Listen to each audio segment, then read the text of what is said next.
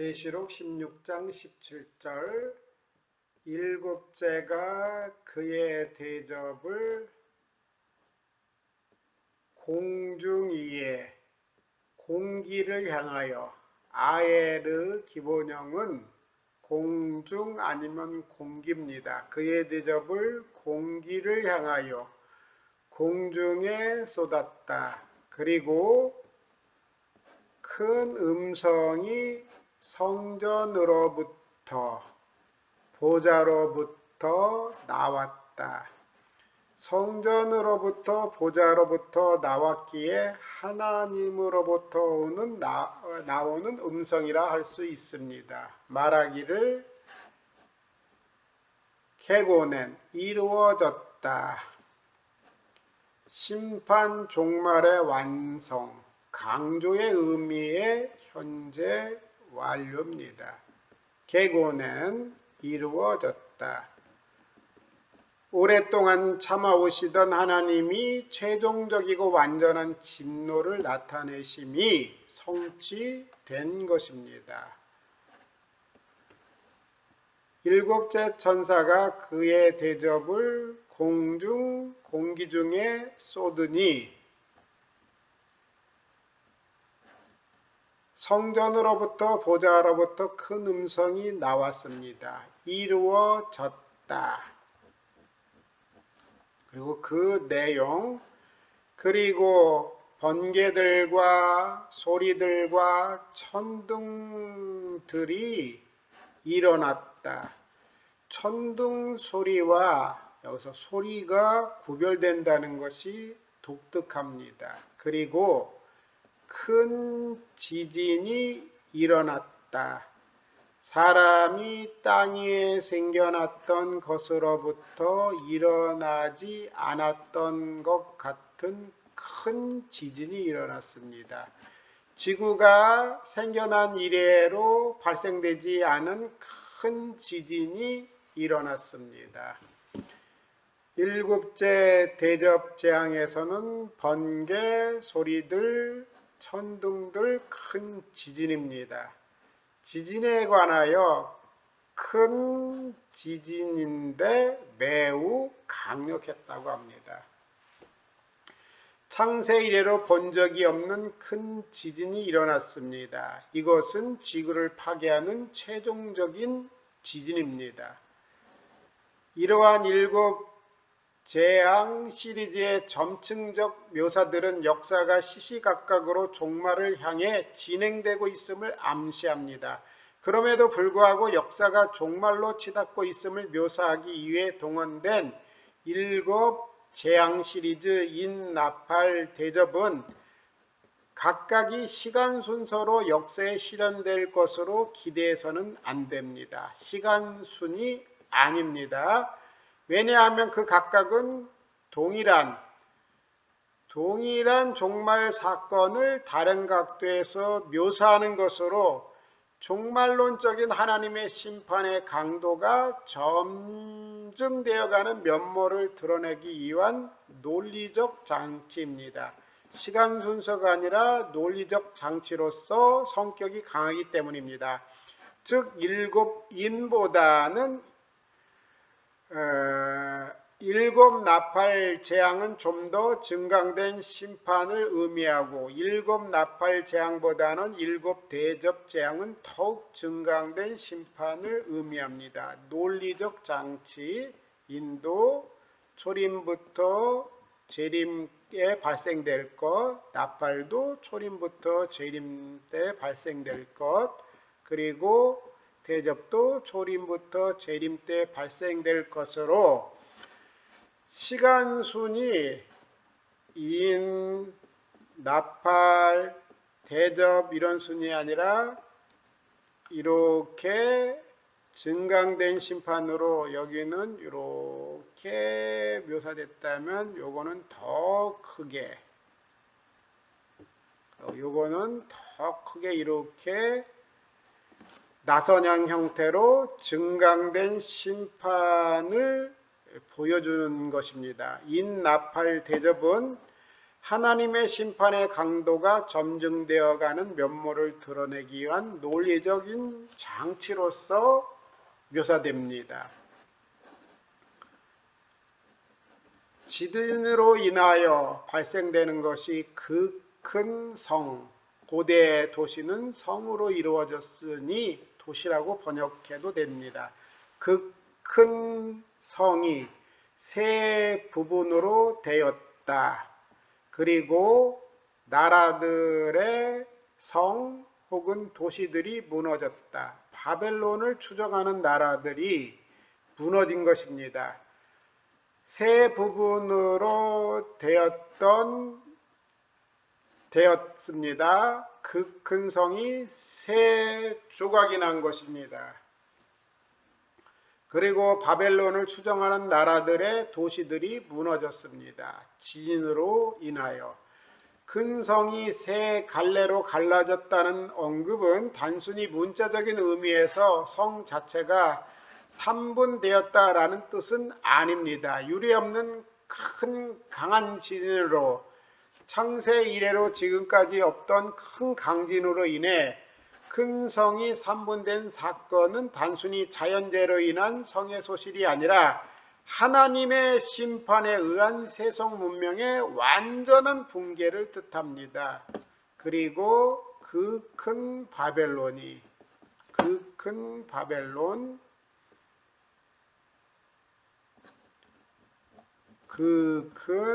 바벨론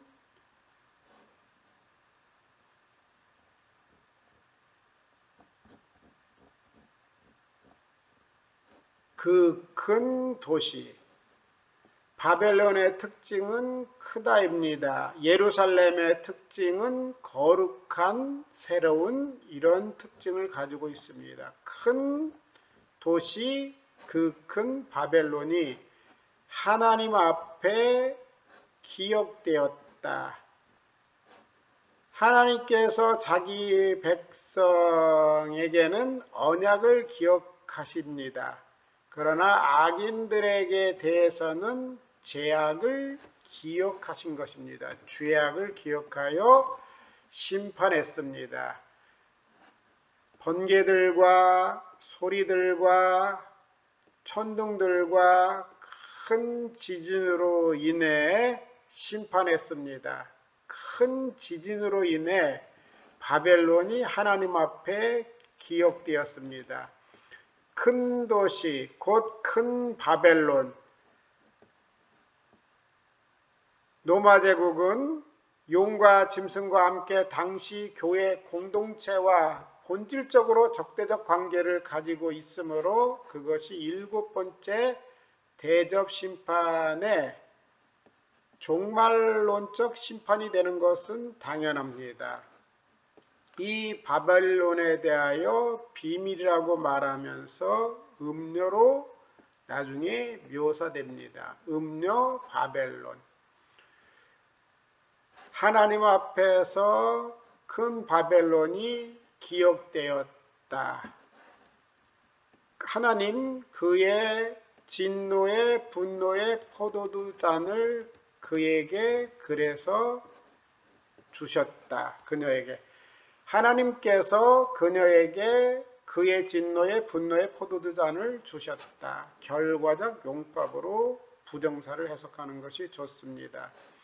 그리고 그 큰 바벨론이 하나님 앞에 기억되었습니다. 그래서 하나님께서 그의 진노의 분노의 포도주 잔을 그녀에게 주셨습니다.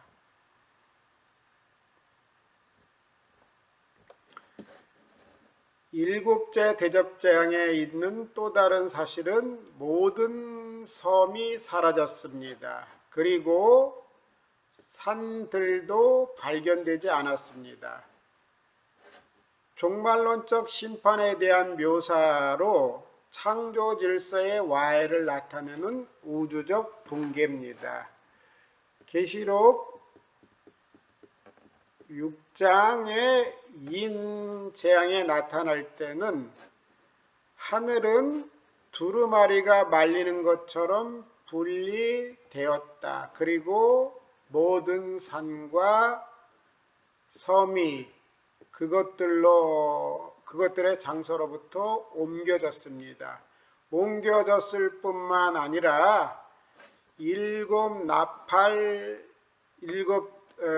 대접재앙에서는 섬도 사라지고 발견되지 않았습니다. 옮겨진 것도 보이지 않을 뿐만 아니라 모든 섬이 사라지고 산들도 발견되지 않았습니다.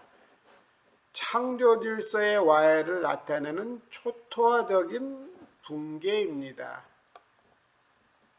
그 다음에 또 발생되는 것이 큰 우박이 떨어집니다. 얼마 정도로 크냐? 무게가 1달란트의 무게의 큰 우박이 떨어지는데 49부터 59kg 사이의 무게로 볼 수 있는 큰 우박이 떨어집니다. 어디서? 하늘로부터 사람들 위에 떨어집니다. 그래서 우박의 재앙 때문에 그 사람들이 하나님을 모독했습니다. 그 사람들이 모독했습니다. 하나님을. 왜? 우박의 재앙 때문에. 왜냐하면 우박의 재앙이 매우 컸기 때문입니다. 이 우박은 심령이 강팍하여 회개치 않는 자들 위에 쏟아집니다. 이것은 최후의 심판 때 모든 악한 세력들의 멸망을 뜻합니다. 이 우박은 하늘로부터 내리는데 이는 하나님의 심판 그리고 그의 진노의 최종적이고 완전한 유출을 상징합니다. 안타까운 것은 심지어 큰 우박이 떨어져 무서운 재앙을 당하지만 사람들은 끝내 하나님을 거절하고 오히려 더 패역해집니다. 재앙은 인생이 하나님을 떠난 대가라는 것이 성경이 누누이 강조하고 있는 것입니다. 재앙을 당한 자들이 재앙의 극심함과 그의 심령의 완악하고 강팍함 때문에 하나님을 회방합니다. 재앙의 대상은 주의 백성이 아니라는 증거입니다. 자, 앞으로 다시 가서 한번 해석 직역해 봅니다. 그리고 일곱째가 그의 대접을 공중 또는 공기 위에 쏟았습니다. 그리고 성전으로부터 보좌로부터 큰 음성이 나오면서 말하기를 이루어졌다. 그리고 번개들과 소리들과 천둥들이 일어났다. 그리고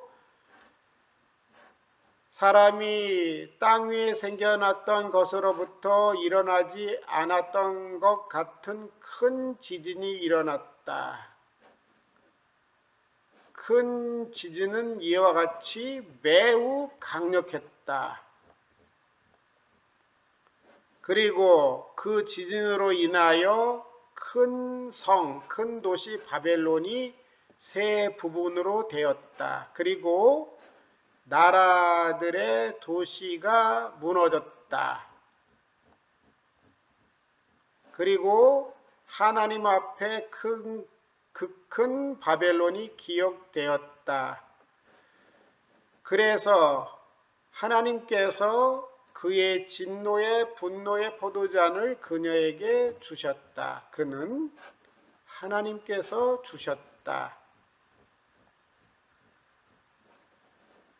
모든 섬이 사라졌다. 그리고 산들도 발견되지 않았다.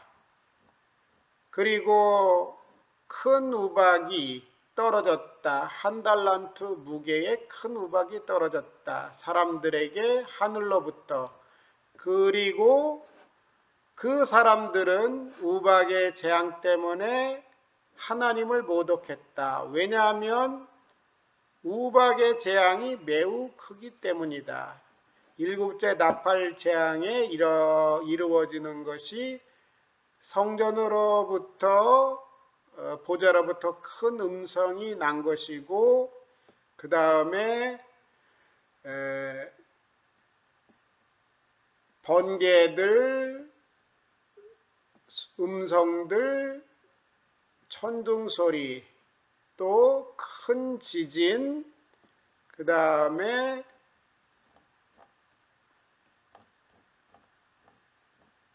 모든 섬과 산들이 사라져 발견되지 않음, 섬과 산들이 발견되지 않음, 그 다음에 한 달란트의 큰 무게의 우박이 떨어짐으로 이 지구에 살아있는 하나님을 경배하지 않는 우상을 표를 받고 그를 숭배했던 자들에게 큰 재앙이 이루어지는